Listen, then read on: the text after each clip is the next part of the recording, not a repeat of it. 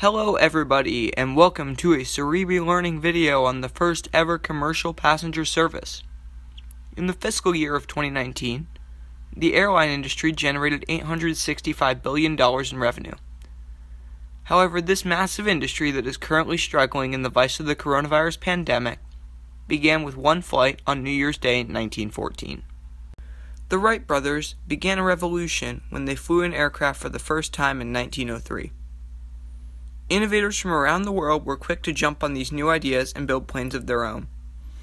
One of these was Thomas W. Benoit. He began constructing planes in 1910 in addition to batteries and automobile starters. By 1911, he had hired Tony Janus, a flyer who would ultimately pilot the first scheduled passenger service in history, to test his planes. Janus served as a test pilot for Benoit from 1911 until 1914. He set several records along the way, including a 251-mile flight, which was the longest continuous trip with a passenger at that time. He also flew down the Mississippi River. In the year 1912, Percival Elliott Fansler, a diesel engine sales representative who heard of the flight Janus made down the Mississippi, came into contact with Benoit and floated the idea of a passenger service between the cities of St. Petersburg and Tampa in Florida. The distance separating them was only 23 miles over Tampa Bay, and Benoit was intrigued. Since a train took 12 hours and a car took 20 hours due to the need to circumvent the bay, the fastest method of transport between the two cities at the time was a steamship, which took 2 hours. This meant that a 20-minute plane trip would be in high demand. Although the city of Tampa was not eager to begin an air service, the story was quite different over in St. Petersburg. The city only had 9,000 residents during the winter months at the time. However, Fansler convinced several investors to support the venture. This birthed the first ever winged airline, the St. Petersburg Tampa Airboat Line. The first plane, a Benoit Model 14, arrived and was assembled in St. Petersburg. It was 26 feet long with a wingspan of 44 feet, weighing in at 1,250 pounds. The plane had a top speed of 64 miles an hour.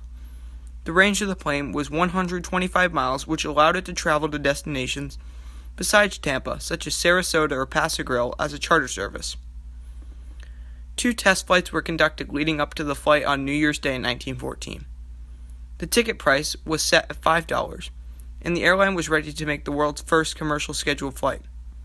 On the morning of the flight, 3,000 people made their way to the waterfront, following heavy publicity by the St. Petersburg Times. Abraham Fiel won an auction to be the first passenger, shelling out $400, which is $10,311 in 2020 money. Fansler made a speech saying, "What was impossible yesterday is an accomplishment today, while tomorrow heralds the unbelievable." The plane took off soon after that and made the trip to Tampa in just 23 minutes, with just one stop to make a brief adjustment to the onboard engine. The plane landed on the Hillsborough River to another large crowd. Janus returned to St. Petersburg later that day, and the service began flying twice a day, 6 days a week. His brother Roger Janus also became a pilot for the airline. The airboat line flew 2 Benoit planes named the Lark of Duluth and Florida. The airline continued flying until April 27th, when it stopped flying due to winter residents leaving. However, in those months, the airline flew 1,205 passengers.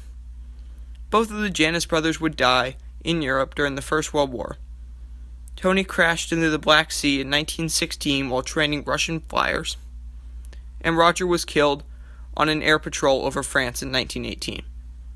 Benoit would also die young in 1917, and his airplane company folded soon after. However, their contributions to the airline industry were large, and they paved the way for millions of people who fly each year. Today, the Tampa Bay area is still a key market for aviation.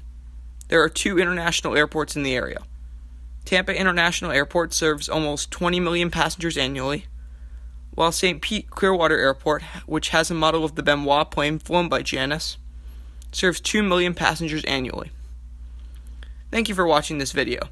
We here at Cerebri Learning would like to thank our sources: Space.com, IATA.org, HistoryNet.com, the National Park Service, Flickr.com, thisdayaviation.com, and FloridaEscape.com, as well as the National Air and Space Museum, Florida Aviation Historical Society, Duluth News Tribune, Medium.com, Facebook.com, FlyTPA, WUSF News, and TampaBay.com.